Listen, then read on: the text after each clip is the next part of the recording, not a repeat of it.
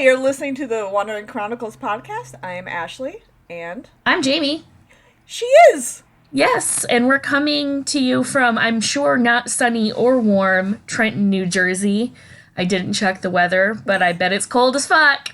I agree. I can't even function right now. I just took the world's worst shower, so, my brain is, mush.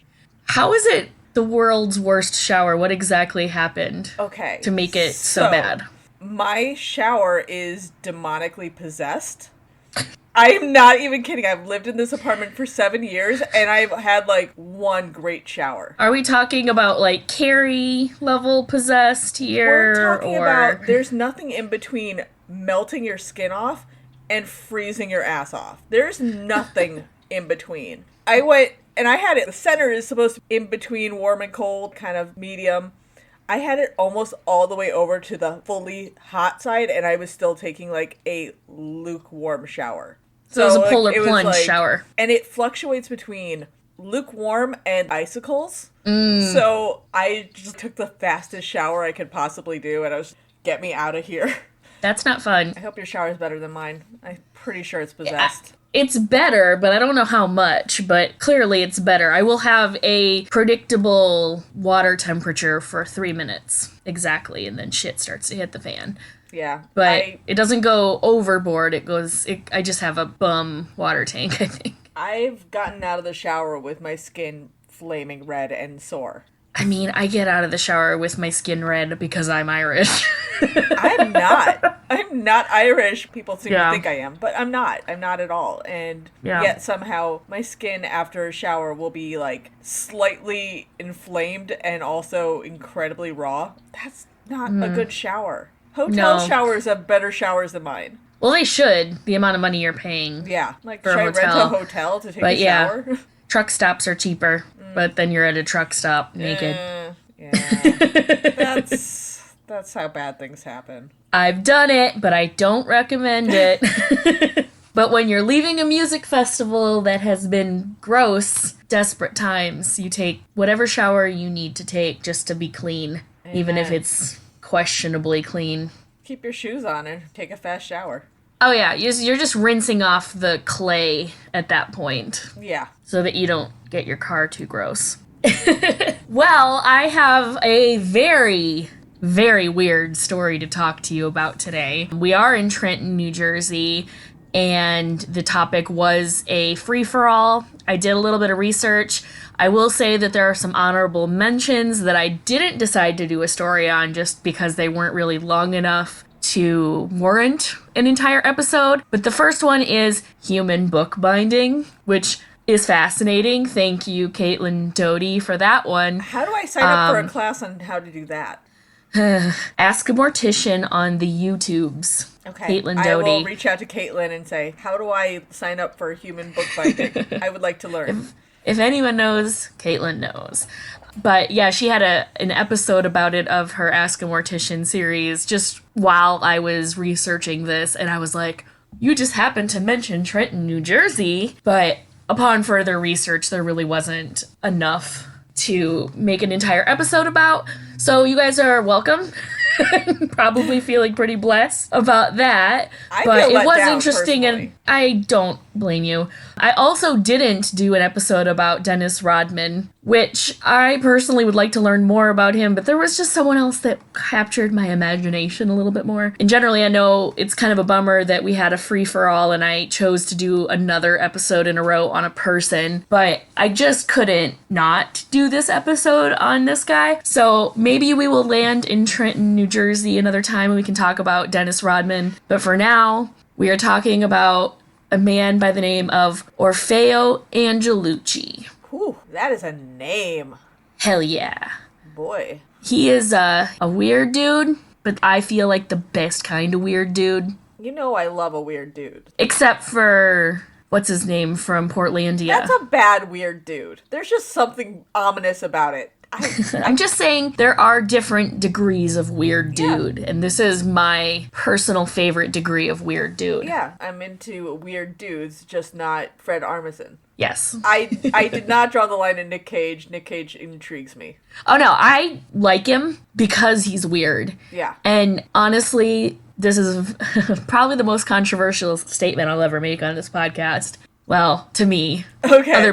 Other people's mileage might vary. The remake of Wicker Man with Nicolas Cage is the best movie ever, and I will die on this hill. Okay, so I, have somehow never seen the full movie. How? But I did just make a reference to that movie yesterday when I was out thrift shopping with Dan. I had a lot of nightmares for a period of time, so I had to sleep with a movie on.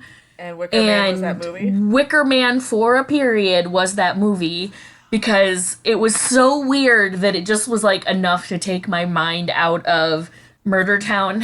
Yeah. On a side note, going back to Nick Cage, just in general, have you seen that show? I think it's on Netflix, of his like breakdowns of the history of swear words. No. I'll have to find it and send it to you. It's so Is funny. he the host? He's the host. And he sits in like a brown leather armchair in this like fancy library looking room, and he just talks about swear words, interviews, like there's like interviews with people. It's really good. It's really good.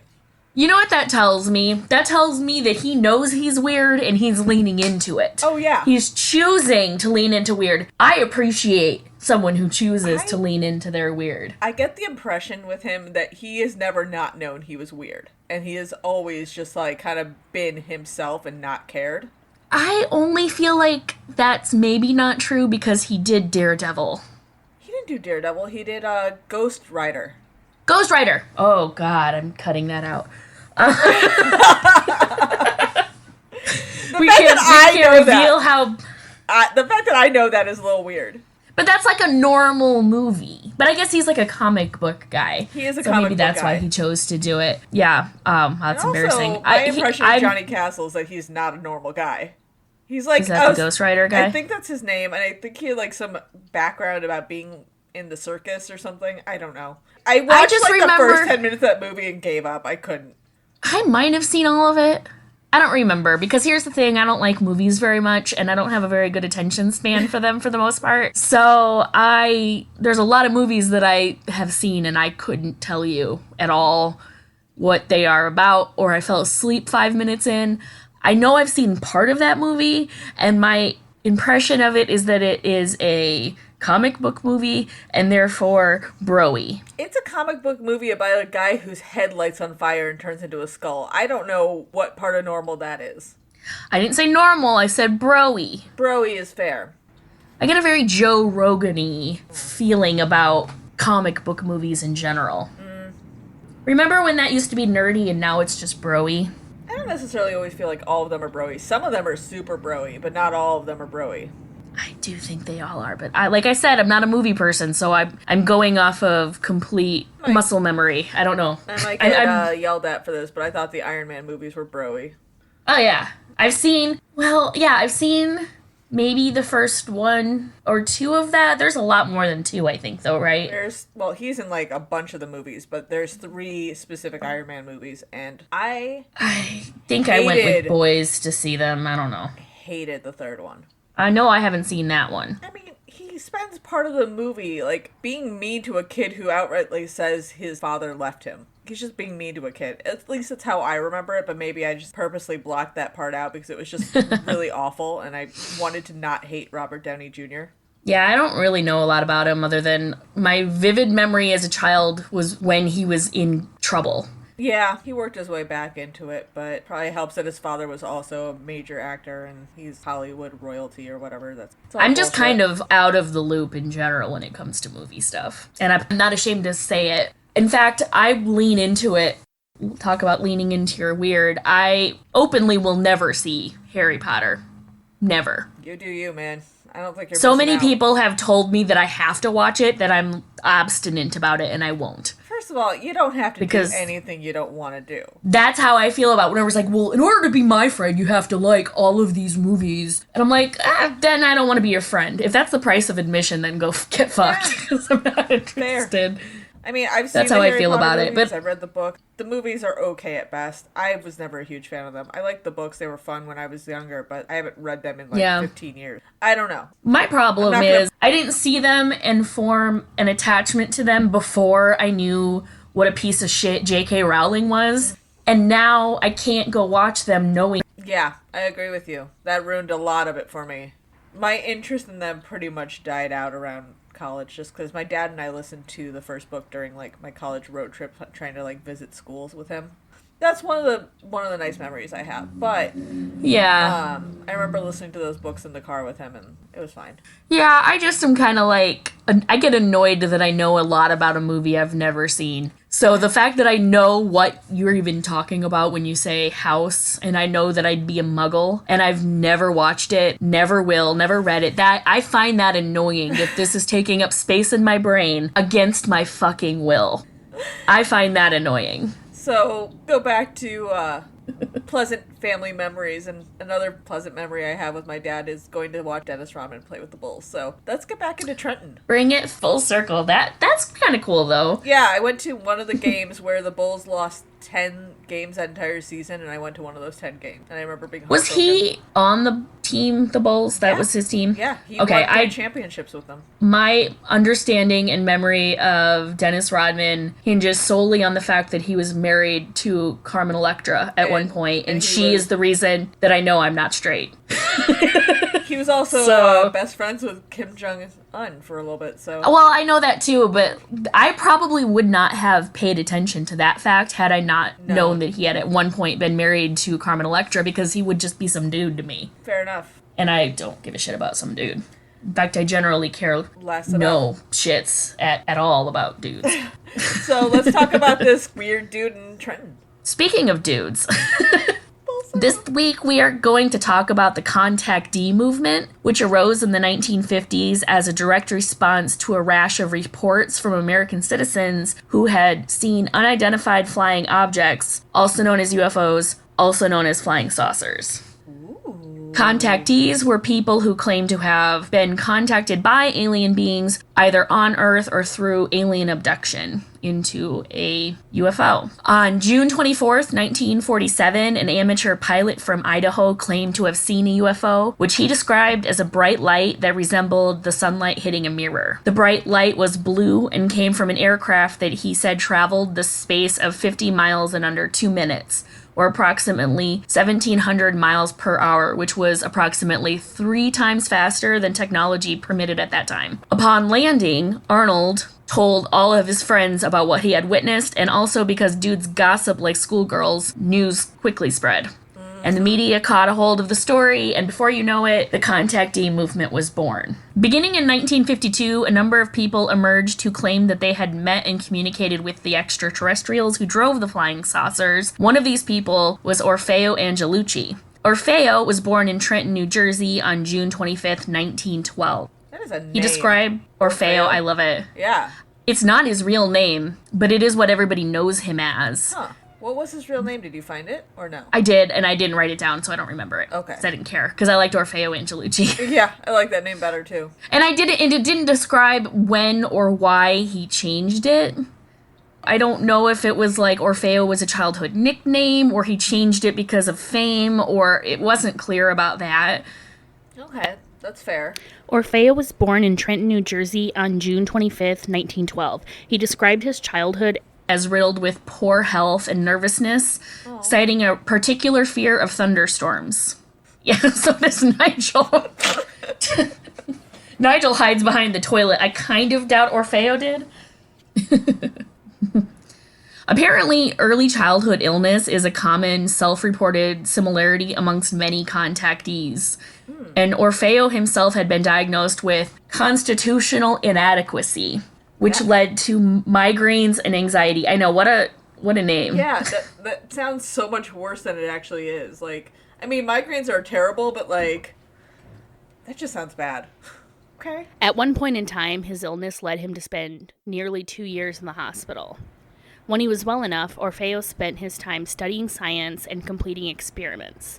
Angelucci had a particular fascination with how electricity and thunderstorms affected humans, and he even wrote a letter to President Franklin Roosevelt about his discoveries. In an experiment that he attempted in 1946, Angelucci tried to launch samples of a fungus into the upper atmosphere in a homemade weather balloon to see how the atmospheric changes affected the fungus. Okay. Unfortunately, his weather balloon and fungus samples were lost in the process. Orfeo and his family, who had been present, described the weather balloon flying away, stating that it had been chased by a flying saucer until both were lost from sight. I'm just picturing like a weather balloon and a flying saucer doing like some sort of Tom and Jerry bullshit where like the weather balloon's just trying to get away from the cat that's chasing it. That's hysterical. In my head, it all goes back to Tom and Jerry. Doesn't it always? Orfeo's illness and fear of thunderstorms eventually Led him to move to Burbank, California in 1948. He chose Burbank because he had heard that thunderstorms were rare in that area. And once he got there, Orfeo accepted a job at Lockheed, which was an aerospace manufacturer from 1926 to 1995. Yeah. On May 24th, 1952, while driving home from work, he stated that he saw a flying saucer that emitted 2 small globes. Maybe it was just trying to give him back his weather balloon. Here's your fungus. Yeah. Here's what happened when it went up into the upper atmosphere, so, here you go. Got it for you. He was approached by the globes as a masculine voice assured him that he had nothing to fear. That's sexist. Why is that sexist? Why is it gotta be a masculine voice? Because it was. Damn it. Mm-hmm. All right, keep going. I got nothing else to add. A crystal cup materialized, and Orfeo drank the delicious healing liquid that it held. Side note, but from my cocktail waitressing days, I strongly recommend against drinking from glasses that just miraculously appear in front of you. Talk about sketchy. Does it... Okay, so it healed his ailments. Does it also heal his fear of thunderstorms? It didn't say what it healed. It just said that it was healing. Huh. So I don't know what was happening there. He just got roofied by aliens. At this point, the magical alien milk made Orfeo hallucinate a screen. Wait. Alien milk? Yeah. You say it like it's so normal. There's cow milk, there's almond milk, there's alien milk, there's rice milk. I didn't say that it was...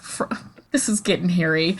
I didn't say that it was produced by the teat of an alien, if they even have teats. I don't know the... I'm sure it varies based on where they're from. I hope he asked him where it was sourced. He didn't. He just drank it. It was like, yummy. Foolish man. Alien milk mustache.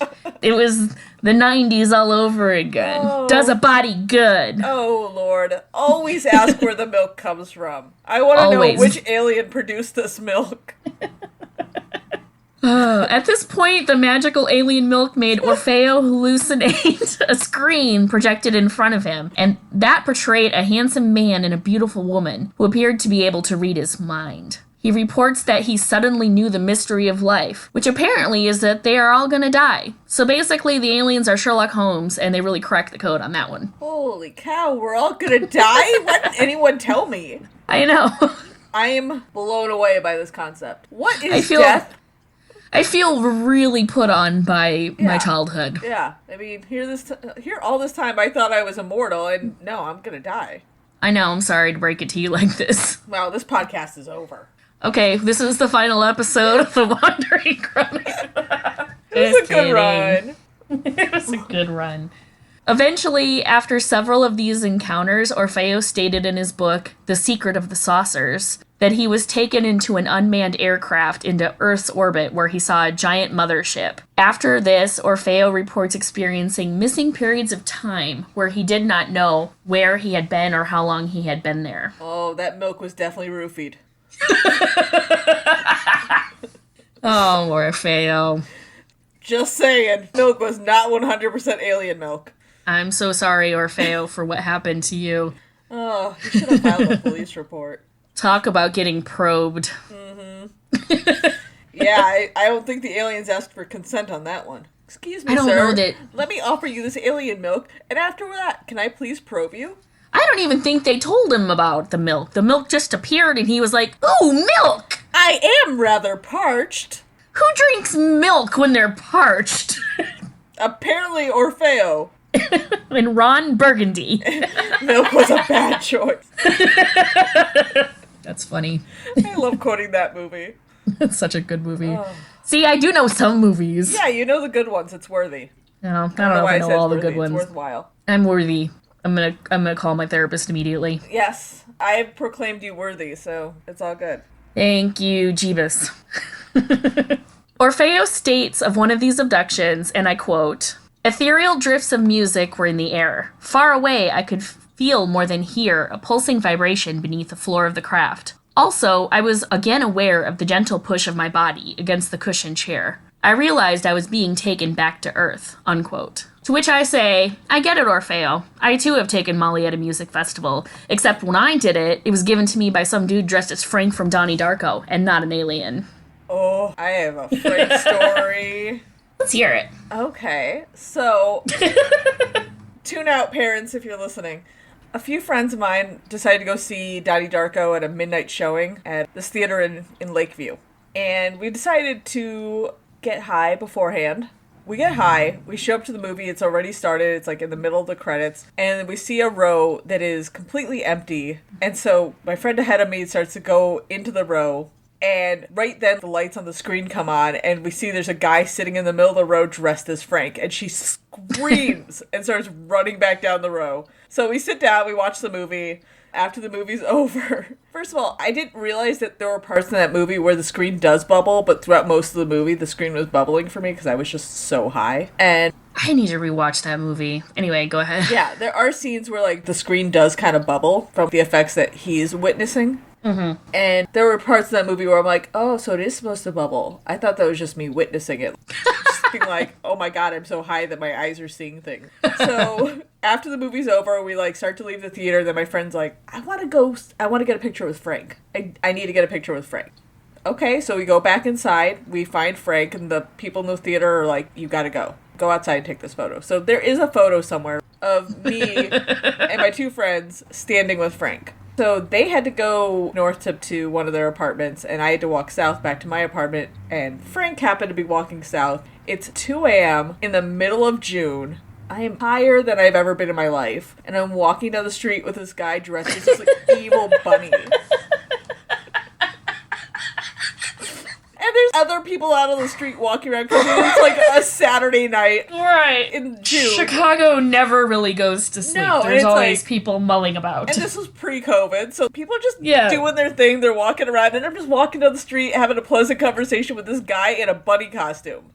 And at a certain point, he's like, well, my car's over here. I'm going to get changed, and I'm going to head over to this bar. I don't think it exists anymore if it'd be reopened, but the bar was called Neo. It's like this goth underground club. Because of course. Yeah, of course. And I'm like, it's 2 a.m. I'm exhausted, and I'm still way higher than I want to be. So I said no. I'm like, have a good night. Enjoy Neo. I'm going to go home. I walked home, went to bed. No idea who was underneath that bunny suit, but I got asked to go to a club with Frank. It's funny to me because you could have met him since, and he would know, and you wouldn't know. I would have no idea who he was. And I kind of love that that's how the story went. I was just so high that I have no idea who was in the suit. But he was super nice. He was just like a nice guy, and people were giving us the weirdest looks. Completely freaked out by this dark gray, eye-glowing, reapy-ass bunny. My story is not as nearly as mysterious. It was my friend's brother that was dressed as Frank. You know. Well, at least we both have encounters with this evil bunny named Frank. In addition to The Secret of the Saucers, published in 1955, Orfeo Angelucci self-published The Nature of the Infinite Entities in 1952, Son of the Sun in 1959, and Million Year Prophecy in 1968. Well, now I know it definitely wasn't Frank that came up to him because, you know, Frank didn't exist at that point, so. No, this was old school. Yeah, this was pre-Frank. Yes, well, I have a feeling Frank's been around for a while. He just wasn't out. Yeah, that was his debut. Yes. Another side note, Orfeo also reported being visited by Jesus Christ at one point in time, so we might be noticing a common thread in the stories that capture my interest. What a lucky guy to be visited by Jesus Christ and aliens. What if Jesus Christ isn't? I've kind of always suspected that. He's a zombie for shiz. For sure. I mean, reanimation, obviously zombie. Right. Absolutely. Orfeo also once wrote a movie script about a trip to the moon, but no studios had any interest in it, so it never was made. Orfeo lived out the end of his life in basic obscurity until the day he died on July 24th, 1993, at the age of 81. He kind of fell off the face of the planet He went to go after the 50s, 60s. So, yeah, it's a relatively short story this week just because there's not a lot known about him. He went on a lot of radio shows with people that were talking to contactees, and it was this whole underground movement of contactees that mostly were in the West Coast in California, that side of the country, but they were kind of riddled all over, and there was a radio show that I couldn't find the name of, but it sounds like it's similar to Coast AM, which I'm not sure if you're familiar with, but highly recommend. Okay. Coast to Coast AM, you can still find it. It's been on forever, but it's an overnight radio show. Like, it's usually on in the middle of the night. And they have anything from people who report having been abducted by aliens. Sometimes they get a little into, anti-vaxxer world, which isn't as fun. But yeah, I don't want to... It's unfortunately, that's mainstream conspiracy theories now. But Yeah. Jeff and I used to listen to it after we would get back from hockey games when I lived in Pennsylvania. We went to a lot of hockey games. Yeah. And every once in a while we would come back and listen to Coast AM. It's totally weird. If you look on iHeartRadio, you can find it for sure. If you ever just have a night where you're bored and you want to listen to Can't fall asleep. Coast to Coast AM in the middle of the night. Yeah, like I heard a story about an alien baby. There was another story about Bigfoot. I mean, it's that kind of cryptid the alien type. Baby got some of that alien milk. That was a good callback. If I'm ever going to stop calling back to alien milk, I'm just so overwhelmed by it. They didn't call it that. That was my joke. I know, but I liked it. I actually have a funny story about my dad. Okay. Thinking he saw an alien when I was a kid. He would kill me. Or actually, he would probably deny till he's blue in the face that this ever happened. But it's a fact. It did happen, and I was the sober one. I was the only sober one. When I was little, my parents would drop me off at my grandparents a lot. My mom and dad are drinkers. And this was one of the nights where they had done that. They'd gone out drinking, and they'd picked me up from my grandma and grandpa's house on their way home, which wasn't usually the case, but this time they did. And I grew up in northwest Iowa. My grandparents' house is about half an hour away. So in that 30-minute drive from my grandma's house to my parents' house, if you've ever been to Iowa, it's just cornfields as far as the eye can see. So you can see everything in the sky. Like, there's not a lot of light pollution. You usually have a pretty good clear view of what's happening, or at least when I was a child, that was the case. Maybe that's not the case now. That sounds lovely. Yeah, minus the corn, it was, in corn. So we're on the way home, and my dad sees something. It was a full moon, and my dad sees what he described as a green falling star-like light going across the sky, going across the moon, but way slower than a normal falling star would fall. Yeah. It was, very slow. And it disturbed my father so much that he called the cops about it when we got home. And they proceeded to laugh at him hysterically. As they should. Yes. And I was probably 4. I was very little when this happened. And I still remember it. Because I remember thinking, when you're that little, you're like, your parents are the Superman, Superwoman. Yeah. I was like, the cops laughed at my dad? They know everything. How dare they? Anyway. And now you're like, well, rightfully so. No, yeah, my dad was a kook. They probably already knew my dad from his escapades in the area, so, Anyway, do you want to see where we're going next time? I know this was kind of a short story. Absolutely. I think you nailed it. I loved that story. It was really good. Plus, the term alien milk. Obviously, I'm obsessed. Yep, and Orfeo is a great name. Maybe I'll name my next cat that. Ooh, Feo. That's a great cat name, actually. It is, kinda. Yeah. He has to have, a little mustache. Yeah. When you get a cat that has a mustache, you can name him Orfeo. Orfeo. I love it. All right. Do you want to see where we're going next? Got the cup ready. All right. Break out the GeoGuessr. The magical wheel says we're going to Iowa. Speak of the devil. Where in Iowa are we going? Not near where I grew up. Okay. We're going to the nice side of the state, Okay. Dubuque. Oh, that'll be fun. I know absolutely nothing about Dubuque, Iowa. So we'll Well, find out. that won't be the case for much longer. No, I will learn a lot, and let's find out what we'll talk about. All right, so it's gonna be a cultural story. Oh, fun! That's the first time we've had one of those. Yeah, so we'll discuss something. It'll be interesting. Cultural story out of Iowa. Yeah, that could be tricky. Yeah, I'm interested to see what you find. I'll dig something up. I specifically left Iowa because of the lack of culture. Well, maybe But that's, again, where I grew up. Dubuque has something fun up its sleeve. That is the nice side of the state, so it's certainly better than where I grew up, I would imagine. Well, I'll see what I can find. All right. Heaven forbid we ever land in Mitchell, South Dakota, and we have to talk about the Corn Palace. You know what? I hope we do. I want to hear all about the Corn Palace. Have you never heard? Never heard. Don't. Okay. Don't, Well, don't bring it to me now. We'll save that story for fate. Okay. See if we get there. All right. Well, I will meet you there next week. Happy wandering. Bye. Thank you for listening to the Wandering Chronicles podcast with your hosts, Ashley and Jamie. You can follow us on social media at Wandering Chronicles Pod on TikTok, Wandering Chronicles Podcast on Instagram, Facebook, and YouTube, or WND Chronicle Pod on Twitter. Or you can email us at wanderingchroniclespodcast@gmail.com. New episodes drop every Thursday. If you haven't already, please tell everyone you know to listen to our podcast. Your gynecologist, the head of the PTA at your kid's school, every single telemarketer that calls you, your postal worker, your veterinarian. I bet they listen to podcasts. Hey, thanks. Bye.